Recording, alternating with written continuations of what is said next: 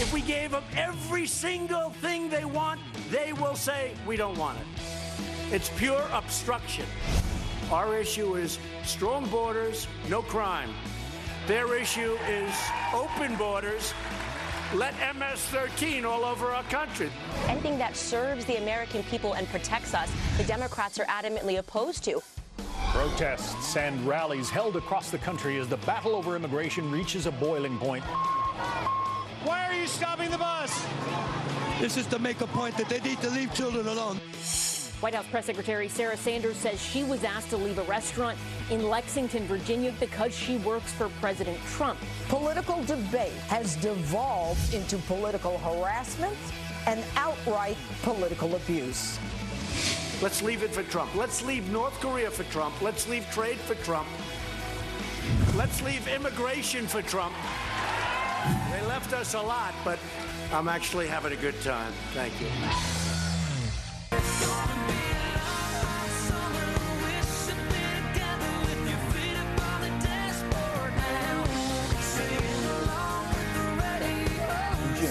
We need more Keith Urban, because you know what? Yeah. It's now officially summer. Yeah, it is. And one of my favorite parts about summer is country. You know, Country you think music? about, like, Kenny Chesney, Keith Urban, you got the windows down, Florida Georgia Line. Yeah, that's good. You know my Enjoy favorite the part? nice weather. Pink suits. Oh, really? Yeah, well, like when you wear a seersucker. Well, I live next to PNC Bank on the exit 118 on the Garden State Parkway in New Jersey. Last night there was a Poison concert. It played all night. I could hear it from my house. Should America go Yeah. visit That's why I'm drinking exit 118 on the Garden State Parkway? You Exit really want to 118, do that? That's the closest I will give you to my address at this point, but that's why I'm drinking Alka-Seltzer, not coffee. Are you going to make it through the 4-hour show? I'm going to try. Yeah? Will you have Alka-Seltzer Sarah to the Sanders over rescue. for dinner? I would always have You Sarah would? Sanders. Okay. Yeah. 100%. That- She is wonderful. That is where we begin, because that is exactly what happened on Friday night. If you were watching or reading the news yesterday, you saw what happened. Sarah Huckabee Sanders went to dinner in Lexington, Virginia, at a restaurant called the Red Hen. Apparently, the owner came up to her and asked her if she would leave. She graciously said, okay. She was there with 7 other fine. people, right? Like a large group. Yeah, and the They had owner an got a appetizer? vote from the employees, and I guess they all voted together, saying that they agreed that she should be kicked They out of actually that took a restaurant. vote on it. Yeah, so here's what Sarah Huckabee Sanders tweeted out about it. She said, last night, I was told by the owner of Red Hen in Lexington, Virginia, to leave because I work for the president. I politely left. Her actions say far more about her than about me. I always do my best to treat people, including those I disagree with, respectfully, and will continue to do so. One quick thing I will say about Sarah Huckabee Sanders, because we so often on the show talk about moments where she's attacked. Most recently, the White House Correspondents' Dinner. When it was pretty ugly, pretty terrible. And she sat there and she took it. She could have walked out of that room. President Trump said if he were in her position, he would have walked right out. She takes it with class, and she continues to get nailed by so many different people. And that most recent instance on Friday night, still handling it with class. She is very graceful, there's no doubt. Well, the owner of that restaurant, we'll hear her side here, Stephanie Wilkinson, the owner of the Red Hen. This is what she says about why she kicked the press secretary out of her restaurant. Remember, Sarah Huckabee Sanders wasn't like throwing food, she was just eating there. She said, I explained that the restaurant has certain standards that I feel it has to uphold, such as honesty and compassion and cooperation. I said, I'd like to ask you to leave. Absolutely, yes. I would have done the same thing again. The Red Hen owner said, we just felt there are moments in time when people need to live their convictions. This appeared to be one. This was some dramatic moment in history for this restaurant owner. Give me a break. Look, conservatives need to be consistent when they said many times that if a bakery did not want to bake a cake for a gay wedding, they had that right. The Supreme Court has basically affirmed that right. It's not about freedom. It's about class. It's about, you know. It's about decency. Yeah, like. And we've lost serve the apparently meal. all of that in this country at this point, because if you are a Trump supporter, we played sound yesterday from Donnie Deutsch about if you are a Trump supporter, you are the problem. Right. You put everyone in the same bucket. When you are press secretary, by the way, that is your job. You represent that administration. You are the spokesperson. But I guarantee every single press person that has worked for an administration does not agree with every single thing that their boss does and that their boss says. I don't agree with everything that my husband says. My husband does. But that is her job, and I think she does a great job of it, and she's very strong in that role. And I'll tell you, the business gets to do what they want. I totally agree, Ed. If they don't want to serve somebody, this is America. It's a private company. They can do what they want. But the left has gone and lost their mind. I mean, Viva la It's supposed to be Resistance about tolerance has and freedom. infiltrated everything, right? She is seen as complicit. You remember the whole Saturday Night Live, Ivanka Trump from 20... And now she's in the public square in the briefing room being attacked daily by reporters. And that has to go now into the private realm of a restaurant. It's because, honestly, the left sees ICE as Nazis. Yeah. They see Trump as Hitler, detention facilities as concentration camps. Yeah. And this is about leadership. Leadership actually matters. When Nancy Pelosi and Chuck Schumer and everyone on the left screams about resisting this president, it turns out their supporters, other left-wing voters, they're like, hey, how do I get in on the resistance? Yeah. And then Sarah Huckabee Sanders walks into their restaurant and they say, no, we're not going to serve you. How does that? It does. It breaks down the basic fabric of our cities and towns and neighborhoods where people should be able to get along, even if they have different political views. You mentioned being consistent. The same goes for folks that are against President Trump and the baker. If you're going to be against the baker, not willing to serve a gay couple for their wedding, how can you be for this? Well, guess what? I looked up Nancy Pelosi, what she said about the Masterpiece Cake Shop in Colorado. She said it is a, quote, commercial bakery open to the public, and such services clearly must be made available to the public on equal terms as determined by an independent review of the Colorado Court of Appeals. So equality. That's rich. Freedom. That's pretty rich, right? Anna Navarro, you flip the channel over to CNN. She's always talking about we can't have discrimination in this country. We have to have freedom. Everybody needs to be treated equally. Unless you work for Donald Trump, there's a price to pay, she says. Watch. People have seen this president lie and lie and lie and lie time again. They've seen him do outrageous, offensive things. Sarah Sanders, his spokesperson, has become the face of this administration. And I think, you know, some people are offended by the idea of baking a cake for a gay couple. Some people find the idea of tearing children away from their families and then lying about it morally offensive. You'll make choices in life, and there is a cost to being an accomplice to this cruel, deceitful administration.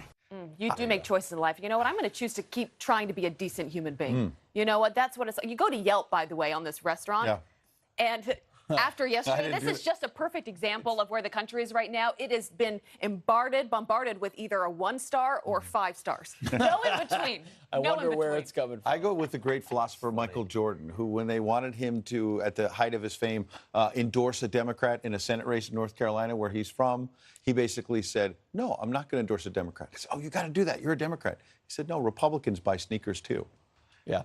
It's also about freedom of business and say, hey, you want to have a marketplace that's open to everyone. Yep. That's what Michael Jordan said. And he's a pretty smart businessman. Yeah. And now this restaurant is going to have basically a divided restaurant like a divided country. How silly is that? Yeah, it's ridiculous. Unbelievable. Let us know what you think. Obviously, you can see we are fired up about this morning. Friends at foxnews.com. Do you think it was the right decision, or should we all take a lesson from this? Good on Sarah for having incredible amounts of grace and class. She didn't make a scene. She just said, all right, fine. She just walked out. Meanwhile, the immigration story is not slowing down. Tensions running high as protests take over the border, basically. That's right. Democrats visit a detention center for immigrant children as the Trump administration reveals plans to reunite all the kids with their families. Our own Griff Jenkins is live in McAllen, Texas this morning after going toe-to-toe with those protesters. Griff, good morning.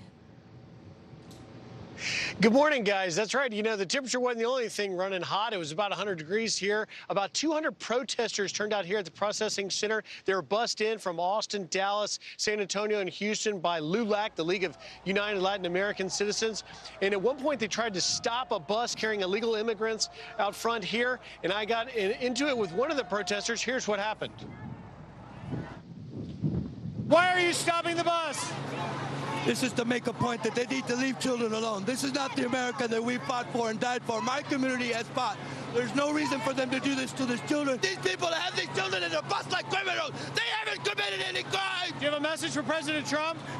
We're coming for him in 2020, and we're coming for his Congress in 2018.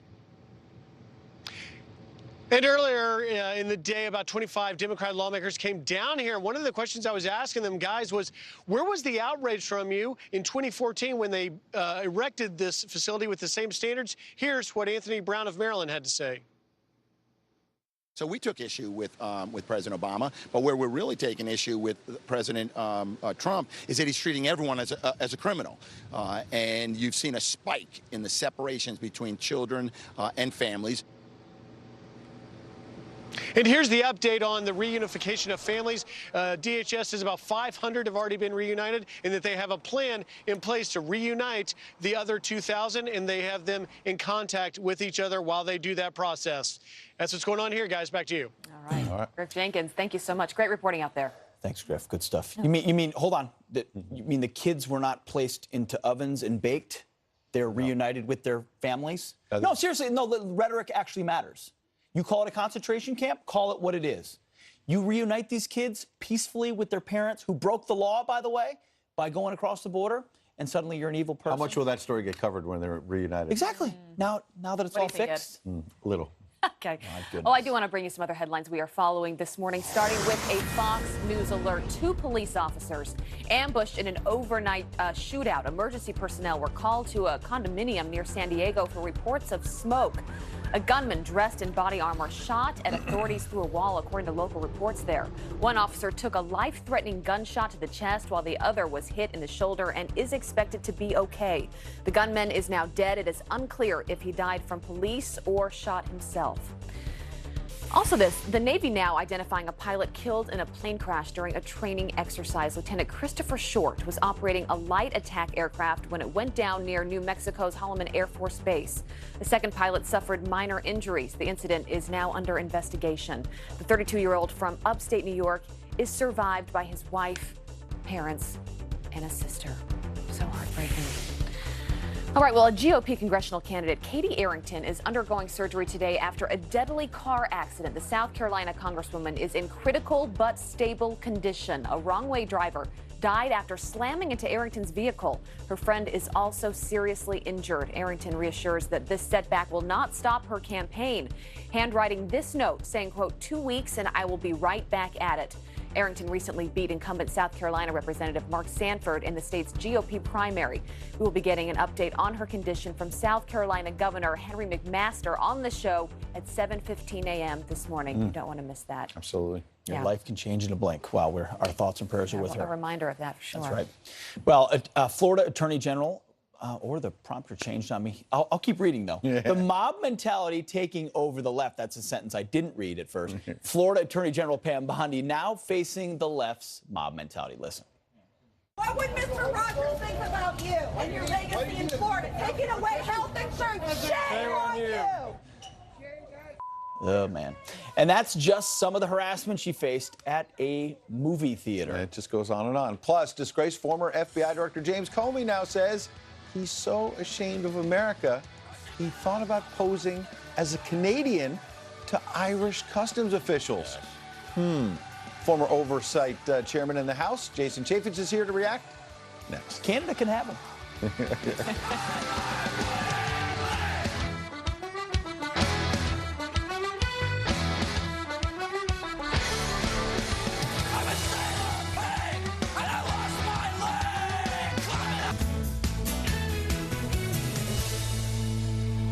Welcome back. Well, reactions pouring in after Press Secretary Sarah Sanders was asked to leave a Virginia restaurant, all because she works in the Trump administration. Joining us now, former GOP Congressman and Fox News contributor Jason Chaffetz. Congressman Jason, good to have you with us this morning. Good morning. Good morning. Does that really surprise you? I mean, we can all sit here and say, yeah, it's really unfortunate. And we know Sarah Sanders is one of the strongest people. She puts up with a heck of a lot. But we're seeing this time and time again in this country right now. Well, the Democrats have embraced the principles of the resistance movement. It's about a scorched earth. It's about hatred. It's about harassment. And that's who the Democrats of today are, unfortunately. They have embraced this. And I find it wholly ironic that those that preach the most tolerance are the least tolerant among us. It is absolutely stunning that somebody would do this and get up in her face with her family. I read that there were 7 people there that night. But Sarah Huckabee Sanders, she was the consummate professional, but she should have never had to go through Well, when the leaders preach resistance, you're right, the rank and file will at some point start to follow it. But we got to move on to some, you've been all over this issue of trying to get the truth from the DOJ and the FBI. Mark Meadows himself, the leader of the Freedom Caucus, is tweeted this yesterday, talking about whether or not there's actual compliance on this, Jason. He said new reports of DOJ FBI compliance with document requests are not accurate. While they have turned over additional documents, the new documents represent a small percentage of what they owe. The notion that DOJ FBI have been forthcoming with Congress is false. So as these committees try to get the truth, you've been there, you've tried to rip the truth out of certain departments. Why are they not getting it? Mark Meadows is exactly right here, and you've heard this from Devin Nunes and Trey Gowdy and John Radcliffe. When I was in Congress back in 2016, I issued a subpoena for documents that still have not been produced to the United States Congress. There is a constitutional duty. It is the checks and balances of our country. But the deep state, they do not want to be exposed. They don't want to be exposed. They don't want to give over these documents. The trick they always say is, oh, we've given thousands of this and thousands of that. And as Trey Gowdy likes to say, until you have 100% of the documents, you're not going to get 100% of the truth. And on the heels of a 560-page report coming from the Inspector General just scorching the FBI and the Department of Justice, they need to come clean. Yeah. Well, someone is wanting to run away from this country, James Comey, who used to be a part of this mess. Apparently, he's so ashamed of America, he thought about telling Irish Customs that he was Canadian. He says, my wife and I were joking, not really joking. We wanted to tell the people of the customs line coming here that we were Canadian. And we were joking, but it's funny because it reveals a truth. I'm ashamed. Jason. Yeah, you might want to check off with his parole officer first. It may come to that. Listen, he is on the receiving end of an Inspector General report where he talks about insubordination. Director Comey said that he didn't do sneaky stuff, said he didn't do leaking. Well, he does do sneaky stuff, and he does do leaking. And I think his legal problems are continuing to grow. The Inspector General is now looking at many of the things that are going on with the FISA abuse and the Russia probe.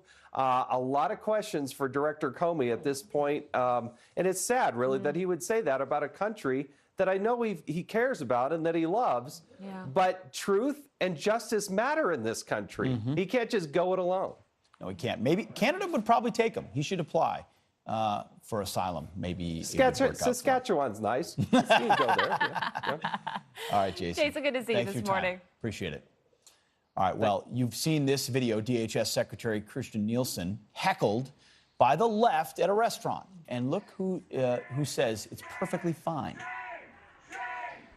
It's wrong what they're doing on so many fronts. These members of his cabinet who remain and try to defend him, they're not going to be able to go to a restaurant. Maxine Waters got no sympathy for Trump officials. Is this okay? We're going to debate it coming up next. Plus, we are celebrating summer with a pool on the plaza. Kurt, the cyber guy, is here with the coolest pools, gadgets. Oh. Just ahead. He did that.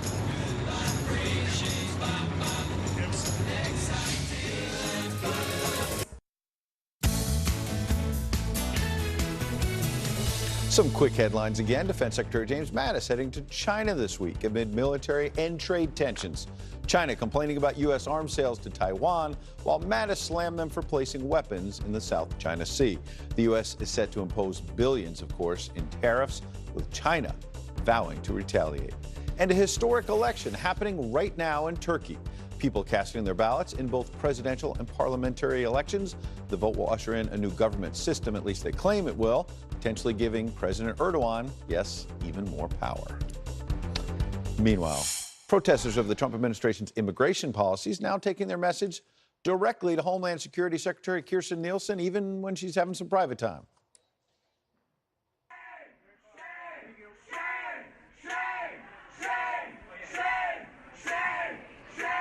That was at a Washington restaurant. Then they actually went to her home in Virginia. Democratic Congresswoman Maxine Waters says this is just the start.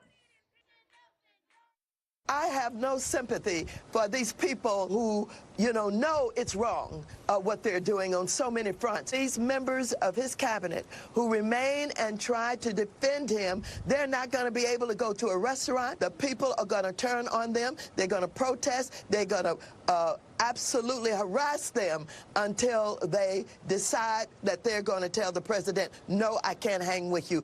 So is this basically the end of civility? Here to debate, Fox News contributor Charlie Hurt and lecturer at the University of Maryland, Jason Nichols. Welcome, both of you, and good morning. Good morning, guys. Thank you. Jason, has your party just given up any sense of not just civility, but decency?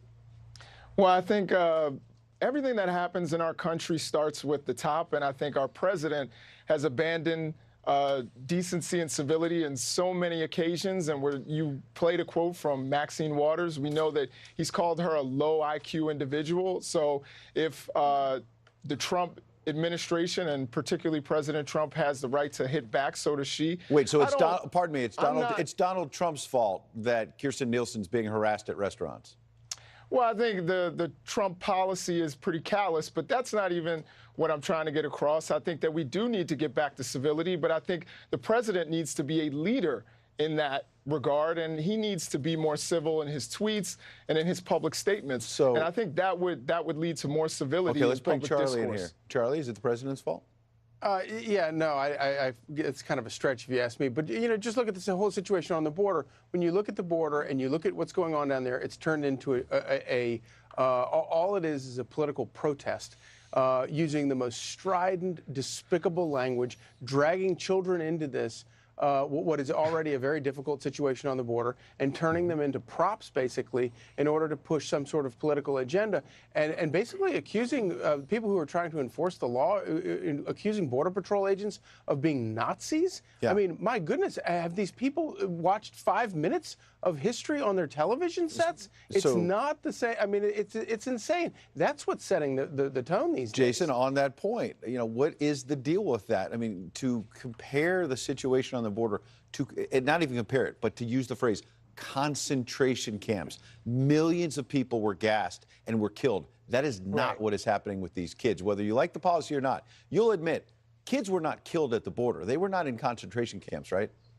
Right, but they were separated from their families. But then why do people in your party say that they were in concentration camps? You just admitted they were not. Well, the comparison that I've seen is actually to Japanese internment. Of course, we didn't kill people during the Japanese internment, but we certainly separated them from their families, and it's a shameful part of our history. So I think what people are saying is that this is wrong. The administration needs to act, and they need to think these policies through. I think the worst part about this family separation is that they didn't think about how they're going to reunite the families. And we're seeing this kind of discord right now. People are fed up. People are angry. And so we're seeing the protests happen at the border. Charlie, let me press you on a point, which is, this was made earlier by Jason, which is this notion the president called Maxine Waters a low IQ individual. Why does he have to go there? You know, obviously sometimes he goes a little farther than a lot of us would like in terms of sparring with people. But my goodness, I mean, when you look at the things that Maxine Waters has said about him, it's pretty intense. But I also think that, you know, Donald Trump came into power in the most unusual way. He rode a wave of enormous frustration. I would even say anger. On the part of American voters who felt like, who have been ignored for a very long time by both parties. It's not just a Democrat thing, it's Republicans too in this town. And they've been ignored. And so you know, he does sort of ride a little bit of a wave of deep frustration. And I think sometimes he lets it slip. Charlie, Jason, appreciate the debate. Thanks, Seth. All right, good seeing you. Seth Rogen, meanwhile, bragging about disrespecting House Speaker Paul Ryan and his kids. But now he's lashing out at the snowflakes who are calling him out. Hint, Fox and Friends. And we're celebrating summer with a pool on the plaza. Kurt the Cyber Guy is here with the coolest pool gadgets to make sure you're the hottest folks at the pool.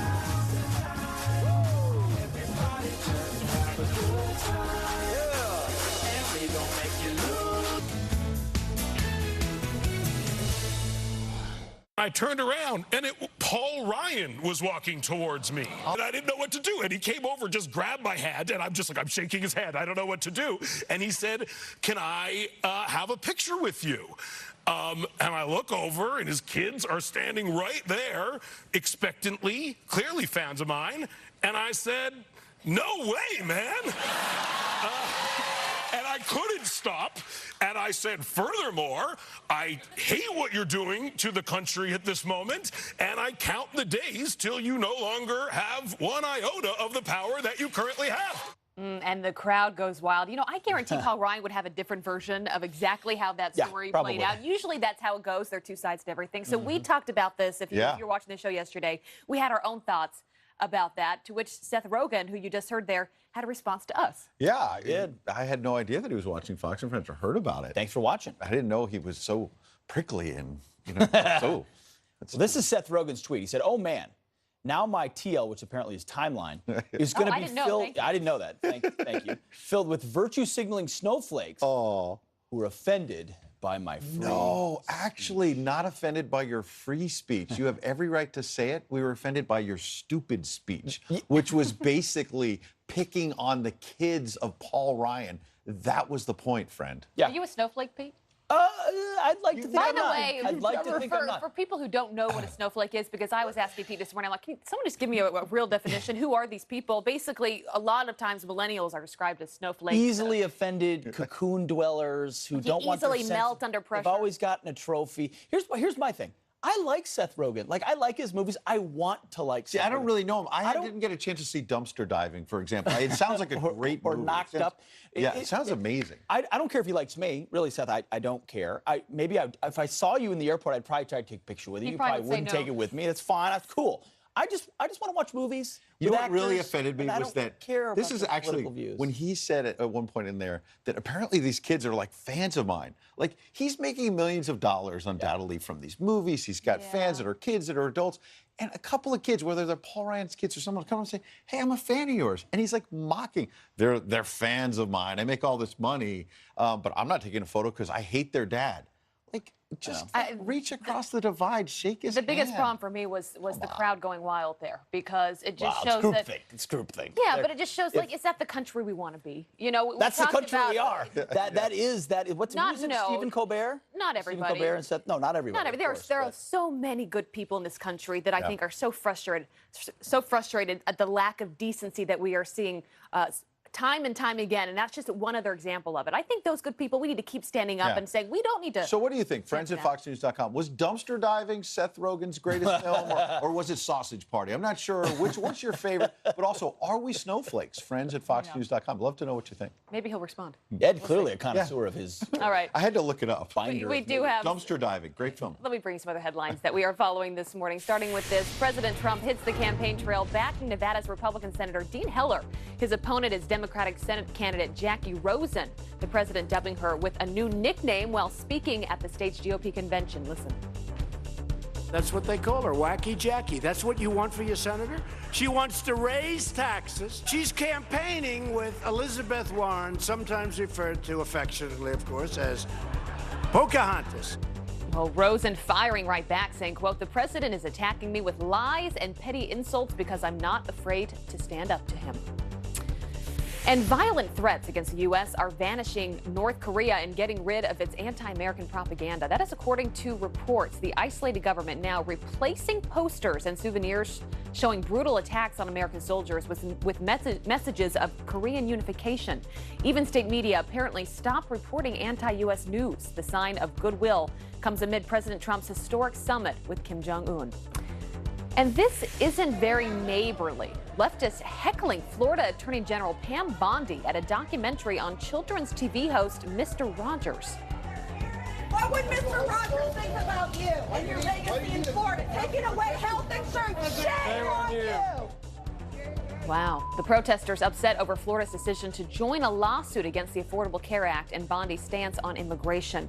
She had to be escorted from the Tampa theater by a police.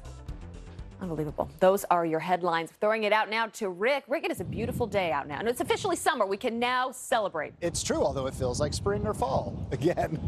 A little bit chilly, but I tell you what, everybody, at least across the eastern part of the country, getting some showers today, unfortunately. Take a look at the weather map, show you what's going on. Here's your temps warming up a little bit from where we were yesterday across the northern tier, where we had such kind of a really chilly, raw day out there. We're also going to be watching some scattered showers and storms, especially anywhere east of the Rockies. As the day heats up, it's humid, and that makes for some summer storms. They could be severe right across parts of the Central Plains, Kansas, and Oklahoma, so we'll watch for that. All right, Rick. Thanks, Rick. Appreciate it. Appreciate that. We're getting ready for summer. Well, are you ready for some poolside fun this summer, Ed? Well, we've got you covered with the best pool gadgets and accessories with Kurt the Cyber Guy. Good to see you. So much fun ready for the summer, but before the fun begins, you want to be tuned into the technology that keeps your family all safe. Take a look at this very cool alarm that you can put into any size pool, whether it's above ground or below built-in pool, and it is called the Pool Patrol.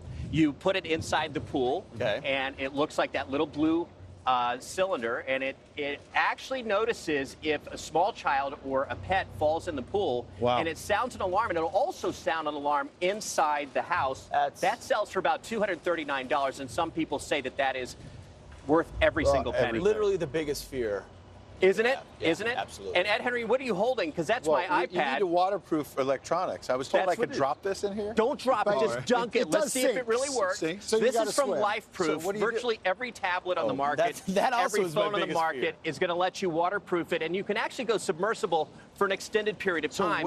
So it's still working. Cover it or where? It does. So great engineers behind this company at LifeProof, and they end up making it so it's sealed. But that's, by the way, not even that's the actual screen cover. That's not. By the way, what's that email? No cover on it. There you go. And we jump to this other thing because the Kingston Bolt in my pocket is like the savior for the summer, because when you're out having fun, that doesn't sound right. I turned it to my key ring with a bottle opener, but you open this up, and this tiny little thing called the Kingston Bolt will let you offload photos and videos. Up to 32,000 photos this will hold for the larger scale one. They start at $59.99 and go up to about $120. Kingston Bolt is my go-to favorite gadget for the iPhone, it's the period. Smallest dongle I've ever seen. There you go. Very Yeah, tiny. and it fits into any lightning port. It just goes bam like that. These speakers? These speakers, well, we'll talk about this one right here. They also have water on them. Has so much sound to it. Just listen to this. And then would you ever do the this? best song, too. Would you ever do this? Oh! Let's see if it comes up and talks to us. Yep. Is it going to work? It is still working, but it's far away from us. But you can just toss these into the pool, Can we toss and this they'll in? just keep going. Don't toss my iPad. And then this one is when you're really ready to crank up the party. This is from EcoX Gear. This is a 100-watt speaker on the go, 50 hours of use. On the side too? Jeez. Wow. Yeah. Let's just see. There you go.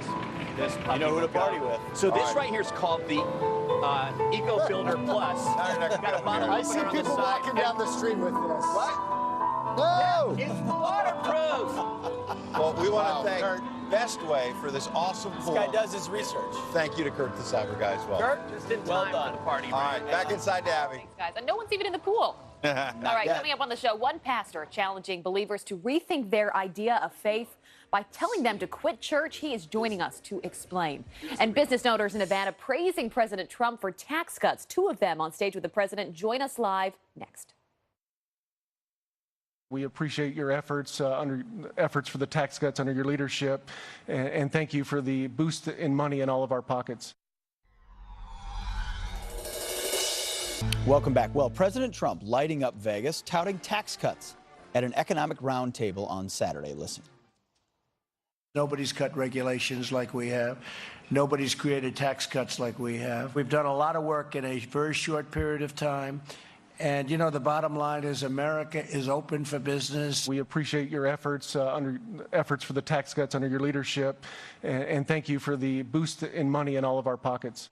Now, that business owner joins us now. Silver State Hay owner Richard Slider and co-owner Lisa Slider are here with more on their meeting with President Trump. Thank you both for getting up early with us in Las Vegas. Big day for you yesterday.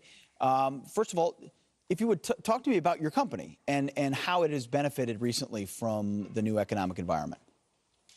Definitely. We thank you, Pete, for bringing us on this morning. Of course, we're definitely fans of Fox. Elisa, how's the company? We're doing good. We're doing good. We are a small business. We have about 4 employees, and the tax cuts have not only put more money into the pocket of our employees, but our family, because we are a family-owned business, so that's made a huge difference to us.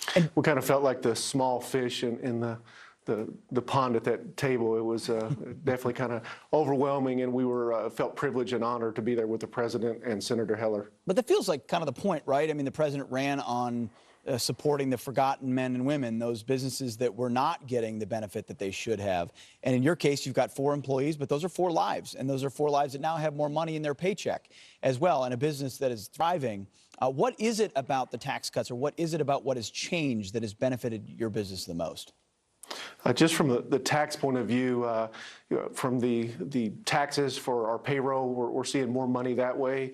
And then Lisa talked about yesterday the boost in our economy and what our customers are doing. Our sales have increased 30% in the first 6 months of this year so far, and that's helped us. I mean, we've been able to bring on my sister, which is another family member, obviously, to work with us, and it's helped me.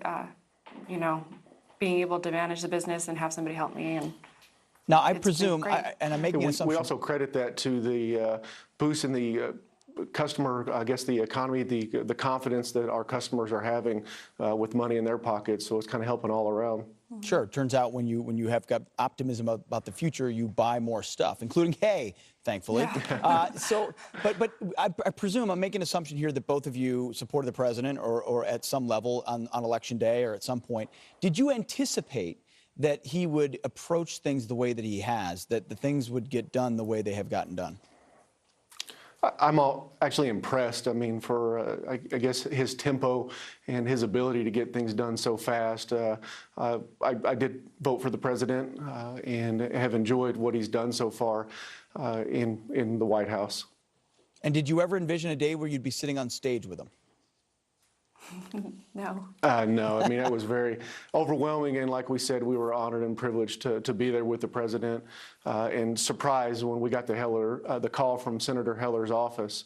My wife does a lot of work with campaigns here in Las Vegas. I'm with the Republican National Hispanic Assembly, and we've been working with the Heller campaign, and so when we got the call, that was pretty interesting. Well, it's a big race out there for sure. Well, Elisa and Richard Slider, owners of Silver State Hay, thank you for your time this morning, and congrats on a successful event yesterday. Appreciate it. Thank you. Thank you again. You got it. All right, well, Amazon employees demanding the company cut ties with ICE, claiming the company's agreement with them is like assisting Hitler with the Holocaust. We're being serious about this. You're not going to want to miss this story. And one pastor is challenging believers to rethink their idea of faith by quitting church. That pastor joins us next to explain why.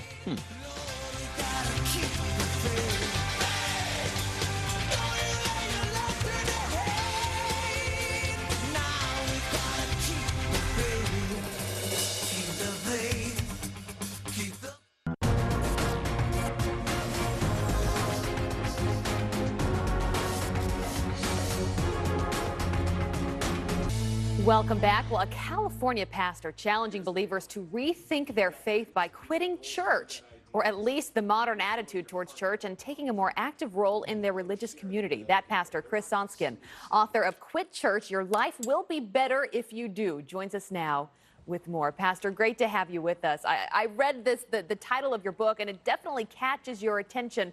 But I love what you're getting at here, because it's the idea that it's one thing to go to church, and it is another to spend your life every single day to actually help people, to give back to your community in some way. Yeah, absolutely. Well, thank you so much for having me on the show. I really do appreciate it. And yeah, the idea of the book Quit Church it's not about quitting church. I'm not telling people, hey, stop going to church.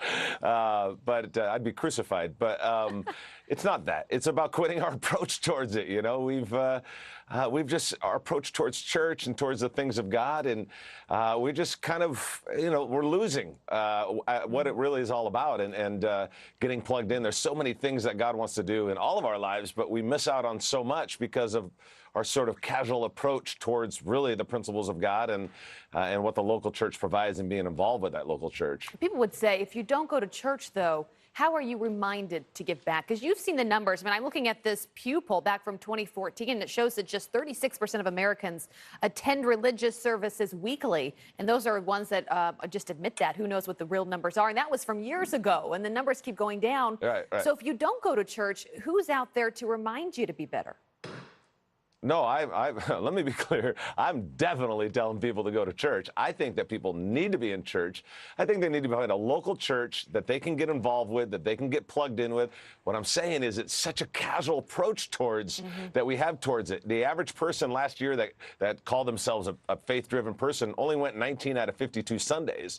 You know, not so many people are being involved with the heart of generosity in a church or serving in a church. And so what I'm saying to anybody that is somewhat going to church, hey man, don't approach it casually. You know, if you think about it, anything that you want out of life, if you want something better out of life, you got to quit. You know, if you want a degree, you got to quit watching so much TV. If you want to do better financially, be genuine you got to quit spending your money. Yeah, exactly. So you got to quit certain things. And so, man, we got to be more genuine. Say, you know what? I want everything that God has for my life. And so, Christian or non, God wants incredible things for your life. You just kind of got to dive all in. And I always like to say it this way: if you go all in, God will go all out. Why do you see the numbers continuing to go down? And how do we, as a society, as a country, fix that? How do we say, you know, more of us need to believe in something bigger than ourselves? Yeah, no, absolutely, and it is. You know, back in the 50s, you know, they wouldn't even imagine having Little League and other things on Sunday because church was just so that important.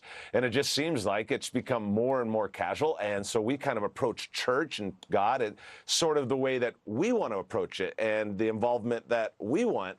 And so, you know, life gets busy, things get busy, and I get all that. I really do. But at some point we have to stop and say, okay, God, if you're really a God that loves us, you're really a God that really wants the absolute best for our life, then God, we got to go all in.